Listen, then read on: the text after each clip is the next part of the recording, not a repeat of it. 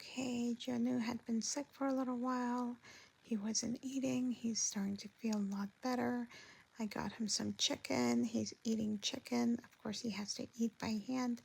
We gave him a couple more days. He felt a lot better. So we took him and had him groomed. He has this habit where he will not wait. He will jump on the chair and over the desk. There he goes. He's like, get me down now. So I got him down. He went to go play with Daddy and Lulu. And now he's going for a little joyride. He loves sticking his head out the window.